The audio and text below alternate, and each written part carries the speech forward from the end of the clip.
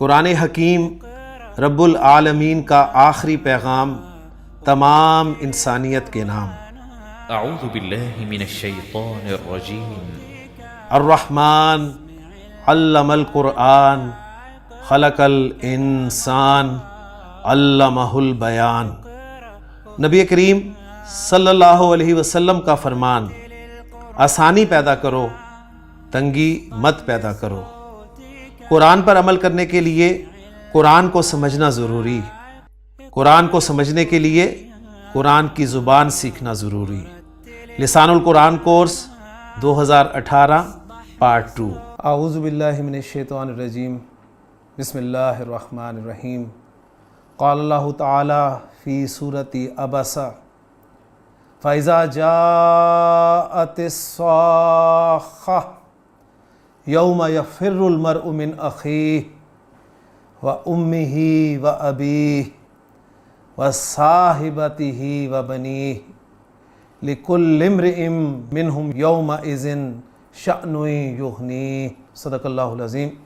Rabbi इश्रह ली सदरी व यस्सिर ली अमरी वहलुल उक़दतम मिन लिसानी यफ़क़हू क़ौली। रब्बि यस्सिर व ला तुअस्सिर व तम्मिम बिल खैर। आमीन या रब्बल आलमीन। 30वें पारे की सूरह अबसा, उसकी 5 आयत मैंने आपके सामने तिलावत की हैं। आखिरी हिस्से की 5 आयत हैं जिनमें अल्लाह ताला ने इरशाद फरमाया कि जब वो कान फोड़ देने वाली, फ़इज़ा जाअतिस साख़्ख़ा, जब वो कान फोड़ देने वाली यानी क़यामत आएगी, तो क़यामत का एक और नाम अस्साख़्ख़ा, जब वो कान फोड़ देने वाली आएगी तो यौम यफ़िर्रुल मर्उ मिन अख़ीहि, उस दिन भागेगा आदमी अपने भाई से। यौम यफ़िर्रुल मर्उ मिन अख़ीहि व उम्मिही व अबीही, अपने माँ बाप से भागेगा। व साहिबतिही व बनीही, अपनी बीवी से, अपने बेटों से भागेगा। क्यों भागेगा? लिकुल्लि इम्रिइन मिनहुम यौमइज़िन शअनुन युग़नीही, उस दिन उसे ऐसी फ़िक्र लगी होगी, इतनी टेंशन होगी जो उससे इनकी टेंशन से बेनियाज़ कर देगी। इंसान इस दुनिया में, इस दुनिया की ज़िंदगी में इन्हीं की टेंशन में लगा रहता है ना। यानी टेंशन इस सेंस में ज़िम्मेदारी का एहसास होता है उसे, माँ बाप का उसने हक़ अदा करना है। माँ बाप परेशान हैं, माँ बाप बीमार हैं, उनके इलाज पर पैसे भी खर्च करेगा, और अगर उसे किसी वजह से नौकरी भी छोड़नी पड़ जाए तो नौकरी भी छोड़ देगा। तो टेंशन तो बहरहाल होती है, ज़ाहिर बात है। बीवी बच्चों के लिए इंसान टेंशन लेता है, उनके खिलाने के लिए, उनके पिलाने के लिए, बच्चों की तालीम के लिए। इसी तरह बहन भाइयों के हवाले से उसे टेंशन होती हैं। लेकिन क़यामत की टेंशन यहाँ जिक्र की गई है कि क़यामत की टेंशन इतनी बड़ी टेंशन होगी कि जब ये सब उसके सामने आएंगे तो वो इन सब को इग्नोर करेगा, भागेगा इनसे। यहाँ पर भागना से मुराद है इग्नोर करेगा उन्हें, उनसे मुँह फेर लेगा। और क्यों मुँह फेर लेगा? उसे डर ये होगा कि ये मुझसे कुछ मांग ना लें, आज मुझसे कुछ ना मांगे। दुनिया में तो ये मुझसे मांग भी लेते थे तो मैं इन्हें दे देता था, लेकिन आज मैं इन्हें कुछ नहीं दे सकूंगा, इसलिए कि आज मेरे पास क्या है? चंद नेकियां हैं, और नेकियां मैं किसी को नहीं दे सकूंगा। तो कुरान मजीद की यही हिदायत है जी। आपको अगर इतनी अरबी आती है कि आप कुरान मजीद पढ़ते हुए इस मकाम से गुजरें और अपने आप को उस मकाम पर खड़ा करें, तो कुरान मजीद आपके लिए बेहतरीन हिदायत ज़हन में रखेगा। और अगर कुरान मजीद से आपको हिदायत नहीं आई तो फिर आपको हिदायत नहीं आएगी। फ़बी हदीसिन बादहु युमिनून, अब इस कलाम के बाद कौन सी चीज़ रह गई है जिस पर ये ईमान लाएंगे? अगर आपको कुरान पर ईमान नहीं है ना, कुरान पे आपको यकीन नहीं है, तो फिर आपको किसी पे यकीन नहीं आ सकता। अल्लाह ताला हमें कुरान पर पक्का यकीन जो है ना वो अता फरमाए। इन आयत को तिलावत करने का दूसरा मकसद मेरा आज का सबक, आज के सबक का टॉपिक, और वो टॉपिक है जी मुरक्कब इज़ाफ़ी। मुरक्कब इज़ाफ़ी बेसिकली हमने पढ़ा था पार्ट 1 में, उसमें भी तफसील हमने काफ़ी देख ली थी। लेकिन मुरक्कब इज़ाफ़ी मैंने आपको अर्ज़ किया था अपने पहले पार्ट में कि कुरान मजीद और हदीस में सबसे ज़्यादा इस्तेमाल होने वाला अगर कोई मुरक्कब नाक़िस है तो वो मुरक्कब इज़ाफ़ी है। तो इतना कुछ पढ़ने के बावजूद बहुत सारी चीज़ें रह गई थी हमारी जो हमने मुरक्कब इज़ाफ़ी में नहीं पढ़ी थी, तो आज वो मैं इंशाअल्लाह ताला आपके साथ शेयर करूँगा। पहले ज़रा ज़हन में ताज़ा कर लें, मुरक्कब इज़ाफ़ी कहते किसे हैं? मुरक्कब इज़ाफ़ी कम से कम 2 अल्फाज का ऐसा मजमूआ जिसमें एक इसम को दूसरे इसम की तरफ इजाफत दे दी जाए, जिसमें एक इसम को दूसरे इसम के साथ जोड़ दिया जाए, रिलेट कर दिया जाए। 2 पार्ट्स हैं, मुदाफ मुदाफ इलैह। मुदाफ उर्दू के बरक्स अरबी में पहले आता है और मुदाफ इलैह बाद में आता है। मुदाफ पर ना तो अलिफ लाम दाखिल होता है ना तनवीन आती है, और मुदाफ का लफ्ज़ अगर मुसन्ना या जमा सालिम मुज़क्कर है तो आखिर में आने वाला नून भी ड्रॉप हो जाता है। मुदाफ इलैह के लिए एक ही शर्त है कि वो हमेशा हालत जर में होता है। यह था सादा मुरक्कब इज़ाफ़ी। फिर इसके बाद हमने पेचीदा मुरक्कब इज़ाफ़ी पढ़ा जिसमें एक से ज़ायद मुदाफ और मुदाफ इलैह हों। फिर उसके बाद हमने मुरक्कब इज़ाफ़ी में ज़मायर का इस्तेमाल पढ़ा। पार्ट 1 की बात कर रहा हूँ मैं। मुरक्कब इज़ाफ़ी में ज़मायर जब भी इस्तेमाल होंगे तो मुदाफ इलैह की जगह पर इस्तेमाल होंगे, लिहाजा हालत जर वाले ज़मायर हमने अच्छी तरह याद किए थे, जो कि अटैच्ड हु हुमा हुम, अटैच्ड हा हुमा हुन्ना, अटैच्ड का कुमा कुम, अटैच्ड की कुमा कुन्ना, अटैच्ड या और नात की सूरत में हमारे सामने आए थे। 3 हमने आप कह लें कि मुरक्कब इज़ाफ़ी के हवाले से चीज़ें अच्छी तरह पढ़ ली थी। आज इन 3 से आगे चलेंगे और उसमें पहली चीज़ है हमारी मुरक्कब इज़ाफ़ी में सिफत का इस्तेमाल। मुरक्कब इज़ाफ़ी में सिफत आप इस्तेमाल करना चाहते हैं जी। मसलन मैं उर्दू में एग्जांपल देता हूँ आपको, फिर बात इंशाल्लाह जल्दी क्लियर हो जाएगी। मैं कहता हूँ जी, अल्लाह का बाइज़्ज़त रसूल। नोट करें, एक मुरक्कब इज़ाफ़ी है अल्लाह का बाइज़्ज़त रसूल। इसमें अगर मैं बाइज़्ज़त को ब्रैकेट कर दूँ और आज की कंप्यूटर की ज़ुबान में कहूँ कि अगर बाइज़्ज़त को मैं वक्ती तौर पे हाइड कर दूँ तो कंस्ट्रक्शन आपके सामने बचेगी जी अल्लाह का रसूल। कंस्ट्रक्शन बची आपके सामने अल्लाह का रसूल, जो कि सिंपल मुरक्कब इज़ाफ़ी है। सिफत आपने हाइड कर देनी है। फार्मूला अब आपको दे रहा हूँ और सिंपल आपके पास मुरक्कब इज़ाफ़ी बनेगा जी अल्लाह का रसूल। रसूल आपका मुदाफ, अल्लाह मुदाफ इलैह इस्म, और कंस्ट्रक्शन आप बना देंगे जी रसूलुल्लाह। एक सूरत। दूसरी कंस्ट्रक्शन उर्दू में बाइज़्ज़त अल्लाह का रसूल। ये 2 कंस्ट्रक्शन बता रही हैं आपको कि मुरक्कब इज़ाफ़ी में सिफत इस्तेमाल हो सकती है मुदाफ की भी। बाइज़्ज़त रसूल मुदाफ की सिफत है और बाइज़्ज़त अल्लाह मुदाफ इलैह की सिफत है, तो दोनों की सिफात आ सकती हैं। मुदाफ की भी आ सकती है, मुदाफ इलैह की भी आ सकती है। करना क्या, आपने सिफत को हाइड कर देना है दोनों जगह पे। सिंपल मुरक्कब इज़ाफ़ी आपके सामने बच गया जी अल्लाह का रसूल। कंस्ट्रक्ट कर लें।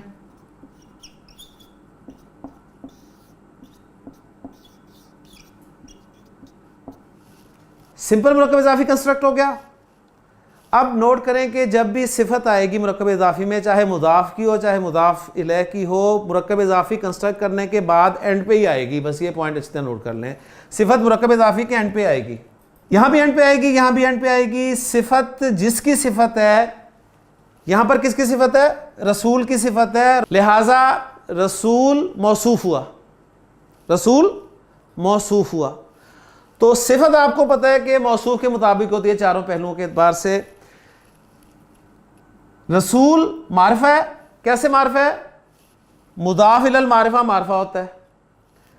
रसूल रफा में है, रसूल मुज़क्कर है, रसूल वाहिद है, लिहाजा आपकी सिफत भी मारिफा, मरफू, वाहिद, मुज़क्कर इस्तेमाल होगी। और बाइज़्ज़त के लिए अरबी ज़ुबान में लफ्ज़ होता है जी अज़ीम। तो अज़ीम को जब मैं मारफा लाऊंगा तो वह बन जाएगा अल अज़ीम, और अज़ीम का लफ्ज़ जो है वाहिद भी है, मुज़क्कर भी है और मरफू होगा तो पेश के साथ आएगा। ये बन गई कंस्ट्रक्शन रसूलुल्लाहिल अज़ीमु। ठीक हो गया।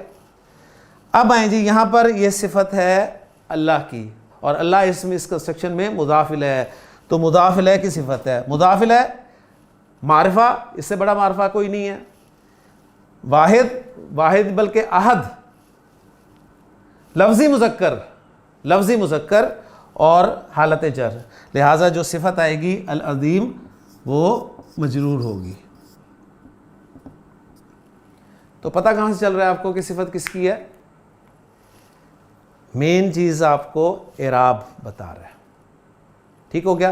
तो ये एक छोटा सा टॉपिक था जी जो मुरक्कब इज़ाफ़ी में था कि मुरक्कब इज़ाफ़ी में आप सिफ़त इस्तेमाल करना चाहते हैं तो मुख्तसरन ये कि सिफ़त दोनों की आ सकती है, मुदाफ़ की भी आ सकती है, मुदाफ़ इलैह की भी आ सकती है, चाहे मुदाफ़ की हो चाहे मुदाफ़ इलैह की हो, आखिर में आएगी।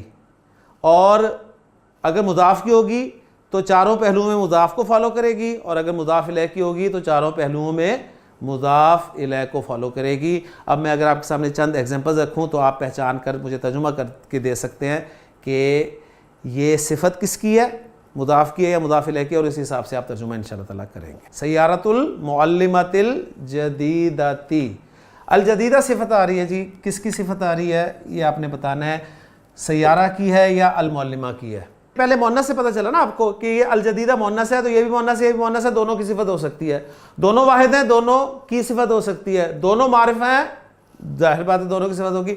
हाँ, अब इराब बताएगा कि किसकी सिफ़त है। सय्यारा मरफू है, अल मुअल्लिमा मजरूर है, और ये भी मजरूर है, तो गोया ये सिफ़त हुई मुअल्लिमा की। तो इसका हम तर्जुमा करेंगे नई उस्तानी की गाड़ी, नई उस्तानी की गाड़ी। और अगर मैं अल जदीदा को अल जदीदा तू कर दूं तो अब तर्जुमा होगा कि मुअल्लिमा की नई गाड़ी, मुअल्लिमा की नई गाड़ी। अब ये अल जदीदा सिफ़त बन गई है सय्यारा की। माशाल्लाह, बात समझ में आ रही है आपको। ये सिंपल है जी। अल मुक़द्दतु मुअन्नस है और दो इस्म आ रहे हैं, एक नार और एक अल्लाह। जाहिर बात है नार मुअन्नस है तो नार की ही सिफ़त है, लेकिन इराब देखें आप, यानी कंफर्म कर लें इराब जो है वो मरफू ही है, तो 100% ये नारुल्लाहिल मुक़द्दतु ही कंस्ट्रक्शन में इस्तेमाल होगा और ये नार की सिफ़त है। आगे चलते हैं जी। इबादुल्लाहिस सालिहूना, हाँ जी, अस्सालिहूना सिफ़त आ रहा है। इबाद की सिफ़त है या अल्लाह की सिफ़त है? इबाद की सिफ़त है, जमा लफ्ज़ है वैसे भी, और इराब भी आपको बता रहा है। तो ये मुख्तलिफ़ चीज़ें आप गौर करेंगे। हाँ, कई जगह पर आपको लगेगा कि ये दोनों की सिफ़त हो सकती है, तो उस वक्त इराब असल चीज़ होगा जो बताएगा कि ये मुदाफ़ की सिफ़त है या मुदाफ़ इलैह की सिफ़त है। जहाँ पर मुदाफ़ और मुदाफ़ इलैह मुख्तलिफ होंगे तो वहाँ पर आपके लिए सिफ़त जो है इराब के बग़ैर भी जानना आसान होगा। बाज़ औक़ात ऐसा होगा कि आप मुदाफ़ की सिफ़त भी बना सकते हैं, मुदाफ़ इलैह की भी सिफ़त बना सकते हैं, दोनों की सिफ़त बना सकते हैं। तो उस वक्त फिर कॉन्टेक्स्ट जो है उस पर गौर किया जाएगा कि कॉन्टेक्स्ट क्या कह रहा है, तर्जुमे पे गौर किया जाएगा। तर्जुमा जहाँ ज़्यादा एक्यूरेट होगा वहाँ पर उसकी सिफ़त उसे बना लिया जाएगा। तो एक टॉपिक ये था मुरक्कब इज़ाफ़ी में कि मुरक्कब इज़ाफ़ी में सिफ़त का इस्तेमाल। दूसरा टॉपिक जो मैं अब आपको बताऊँगा मुरक्कब इज़ाफ़ी में वो है मुरक्कब इज़ाफ़ी में इशारे का इस्तेमाल। मुरक्कब इज़ाफ़ी में इशारा भी इस्तेमाल होता है जी, और इशारा जो है वो मुज़ाफ़ की तरफ भी हो सकता है, मुज़ाफ़ इलैह की तरफ भी हो सकता है। इसी पैटर्न में मैं वो आपको हल कराने की कोशिश करता हूँ जी। इस लड़के की किताब, इशारा आ गया जी, इस करीब का इशारा मुज़क्कर की तरफ आप इस्तेमाल कर रहे हैं, ठीक है, मुज़क्कर के लिए आप इस्तेमाल कर रहे हैं। इस लड़के की किताब, इशारे को करें हाइट, सही है, और मुरक्कब इज़ाफ़ी आपके सामने आ गया जी, लड़के की किताब। दूसरी कंस्ट्रक्शन भी साथ ही रख लेते हैं, लड़के की ये किताब,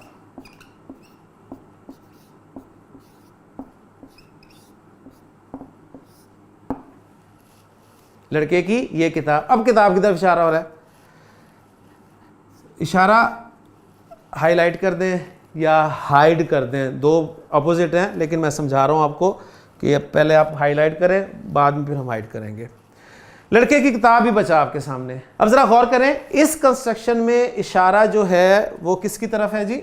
मुज़ाफ़ इलैह की तरफ, और इस कंस्ट्रक्शन में इशारा मुज़ाफ़ की तरफ है। जब सिफ़त इस्तेमाल हुई थी तो हमने कहा था सिफ़त चाहे मुज़ाफ़ की हो चाहे मुज़ाफ़ इलैह की हो, आखिर में आएगी। अब यहाँ थोड़ा सा फ़र्क है, नोट कर लें कि इशारा अगर मुज़ाफ़ की तरफ होगा तो आखिर में आएगा, इशारा अगर मुज़ाफ़ की तरफ होगा तो आखिर में आएगा, और अगर मुज़ाफ़ इलैह की तरफ होगा तो मुज़ाफ़ इलैह से पहले आ जाएगा। बात समझ में आ गई? यानी मुज़ाफ़ की तरफ है, पहले इसको हम सॉल्व करते हैं। लड़के की किताब है ना, और किताब की तरफ इशारा है, किताब मुज़ाफ़ है तो आखिर में रखेंगे हम किताब, मुज़ाफ़ बनाकर मुज़ाफ़ इलैह इस्तेमाल करके अब इशारा लाएंगे किताब की तरफ, जो कि किताब के हवाले से मुज़क्कर वाहिद और इशारे मबनी है, आपको पता है वाहिद के और जमा के, तो बन जाएगी कंस्ट्रक्शन किताबुल वलदी हाजा, किताबुल वलदी हाजा, लड़के की ये किताब। और जब इशारा होगा मुज़ाफ इलैह की तरफ तो मुज़ाफ इलैह से पहले इशारा आ जाएगा, सिंपल सी बात है। तो गोया कंस्ट्रक्शन बन जाएगी किताबु हाजल वलदी, किताबु हाजल वलदी। तो सिंपल है जी, मुरक्कबे इजाफी में इशारा अगर मुदाफ की तरफ हो तो एंड पे आएगा, और अगर मुदाफ इलैह की तरफ हो तो मुदाफ इलैह से पहले आएगा। बात समझ में आ गई है? तो कंस्ट्रक्शंस आपके सामने रखता हूँ, आप पहचानें और बताएं कि इशारा किसकी तरफ है और तर्जुमा क्या है। सय्यारतु हाज़िहिल मुअल्लिमती, सय्यारतु हाज़िहिल मुअल्लिमती।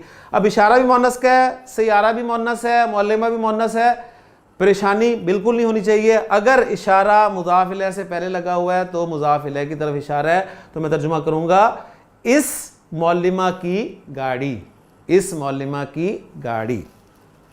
इसी तरह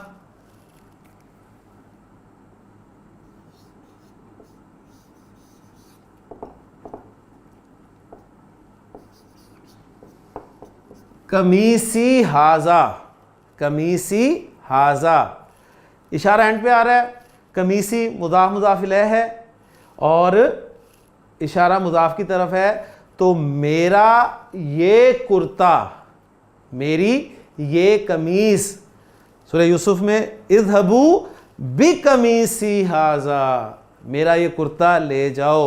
जब हज़रत सुलेमान अलैहिस्सलाम ने फरमाया इज़हब बि किताबी हाजा, बि किताबी हाजा, मेरा ये ख़त ले जाओ। इस तरह अल्लाह ताला ने कुरान मजीद में सूरतुल कुरैश में इरशाद फरमाया फलयाबुदू, फलयाबुदू रब्बा हाज़ल बैती, इस घर के रब की इबादत करनी चाहिए। तो बहुत खूबसूरत कॉन्सेप्ट है। अगर आपको एक कॉन्सेप्ट नहीं क्लियर तो तर्जुमे में मज़ा नहीं आएगा, ठीक है ना। तो ये भी अल्हम्दुलिल्लाह हमारा मुरक्कब इज़ाफ़ी में पार्ट हो गया कि मुरक्कब इज़ाफ़ी में इसमें इशारा भी इस्तेमाल होता है, और इशारा या मुदाफ़ की तरफ होगा या मुदाफ़ इलैह की तरफ होगा। अगर मुदाफ़ की तरफ होगा तो मुरक्कब इज़ाफ़ी के आखिर में आएगा, और अगर मुदाफ़ इलैह की तरफ होगा तो मुदाफ़ इलैह से पहले आएगा। अरबी ग्रामर किताब में आपको एक टॉपिक मिलेगा जी, अस्माए खमसा। आप सोच रहे होंगे कि मुरक्कब इज़ाफ़ी पढ़ते पढ़ते अचानक हम अस्माए खमसा की तरफ क्यों चले गए। इसलिए चले गए कि अस्माए खमसा पहले इन्हें समझ लें ये हैं कौन कौन से, और फिर मुरक्कब इज़ाफ़ी के साथ इनका क्या ताल्लुक़ है। अस्माए खमसा जो हैं ये 5 हैं। आप कहेंगे 5 ही हैं, तो हमें पता है कि खमसा का लफ्ज़ जो है वो 5 के लिए इस्तेमाल होता है, लेकिन बहरहाल अब पहला लफ्ज़ है जी अब के माना बाप, और मरफू सूरत में ये आएगा जी अबुन, मंसूब अबन, मजरूर अबिन। दूसरा है जी अख, भाई, रफ़ा में अखुन, नसब में अखन, जर में अखिन। तीसरा है हम, मरफू हमुन, मंसूब हमन, मजरूर हमिन। हम कहते हैं जी ससुराली रिश्तेदार को, ससुर हो, सास हो या कोई रिश्तेदार हो, चाहे बीवी की तरफ से हो चाहे मर्द की तरफ से हो, दोनों के लिए इस्तेमाल होता है हम का लफ्ज़। 3 हो गए। चौथा है जी जू, जू वाला, ये हमेशा मुज़ाफ़ होगी आएगा, इसलिए अभी इसका इराब मैं नहीं बता रहा आपको। और 5वां और आखिरी है जी फमुन। फम कहते हैं जी मुंह को, मुंह आपका mouth, not face, mouth. Face के लिए वजह का लफ्ज़ इस्तेमाल होता है और माउथ के लिए फम, फमुन, फमन, फमिन। अबुन, अबन, अबिन, अखुन, अखन, अखिन, हमुन, हमन, हमिन, फमुन, फमन, फमिन, और जू तो हमेशा ही मुज़ाफ़ होकर आएगा। इन 4 अस्मा का इराब मैंने आपके सामने जिक्र कर दिया, लेकिन जब ये 5 अस्मा, इनको अस्माए खमसा हम कह रहे हैं, जब ये 5 अस्मा मुज़ाफ़ होकर आएंगे, मुरक्कब इज़ाफ़ी में इस्तेमाल होंगे, मुज़ाफ़ होकर आएंगे, तो इनका इराब एक डिफरेंट तरीके से शो किया जाता है, वो मैं आपको बता रहा हूँ। अबुन जो है रफ़ा में आएगा जी अबू, अबू मुज़ाफ होकर अबू। नसब में आएगा अबा, जर में आएगा अबी, तो अबू अबा अबी। अखुन जब ये मुज़ाफ होकर आएगा, मुज़ाफ की सूरत में इराब बता रहा हूँ, ये ध्यान में रखिए, मुज़ाफ की सूरत में इराब है। अखू, अखा, अखी।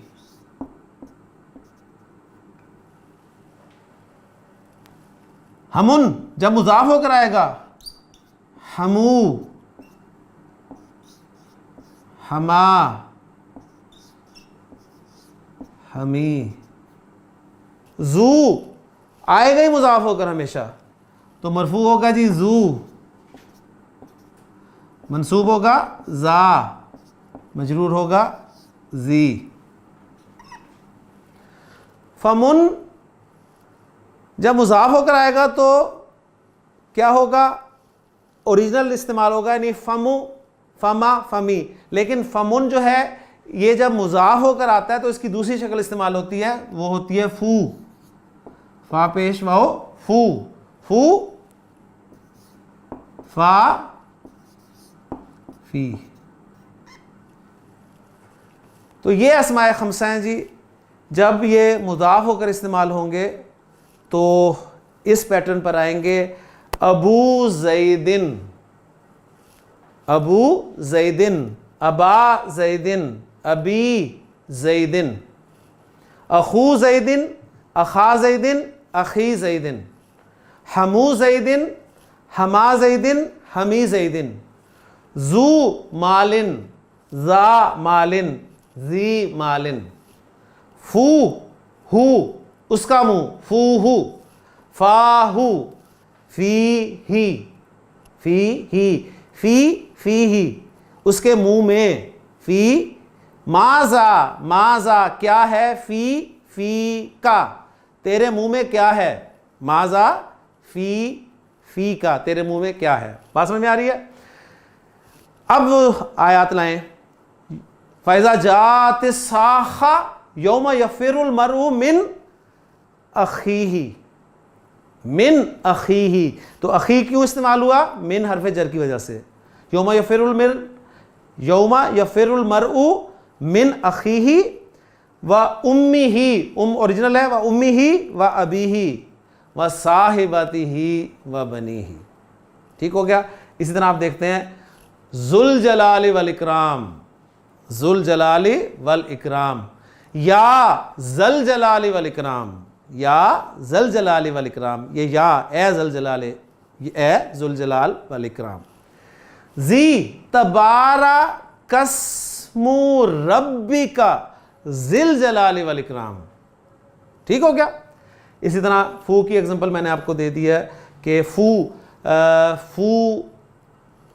मुरक्कब इजाफी में मैं लाना चाहता हूँ, मैं कहता हूँ फू का तुम्हारा मुंह, फू का नज़ीफ़ुन, तुम्हारा मुंह साफ है, फू का नज़ीफ़ुन, तुम्हारा मुंह साफ है। इफ्ताह खोल, फा का अपना मुंह खोल, मंसूब में ला रहा हूँ मफूल के तौर पे। और माजा फी का, तेरे मुंह में क्या है। तो ये एक छोटा सा टॉपिक था जी, साथ मैंने कहा आपके ये भी शेयर करता चलूँ कि अस्माए खमसा जो हैं 5 अस्मा हैं, अबुन, अखुन, हमुन, जू और फमुन। जब ये मुज़ाफ होकर इस्तेमाल होते हैं और या की तरह मुज़ाफ नहीं होते, ये निकाल लें, या की तरह मुज़ाफ नहीं हो, या के अलावा की तरह मुज़ाफ हो, या मुतकल्लिम की अलावा उसकी तरह मुज़ाफ हो, तो इनका इराब इस तरीके से शो किया जाता है। अगर या की तरफ मुज़ाफ होंगे ना, या मुतकल्लिम की तरफ इज़ाफ होंगे, जैसे मैं कहता हूँ जी मेरा बाप, तो रफ़ा में, नसब में, जर में ये अभी ही आएगा। अभी कब आएगा, जब मैं कहूँगा मेरा बाप, तो रफ़ा में भी अभी होगा, नसब में भी अभी होगा, जर में भी अभी होगा। अखी जब ये मेरा भाई के माना में आएगा, ठीक है, मेरा भाई। अना यूसुफु व हाजा अखी, मैं यूसुफ हूँ और ये मेरा भाई है। वहाजा अखी, और ये मेरा भाई है। इसी तरह हमी, मेरा ससुर, मेरा रिश्तेदार, और फ़ी, ठीक है।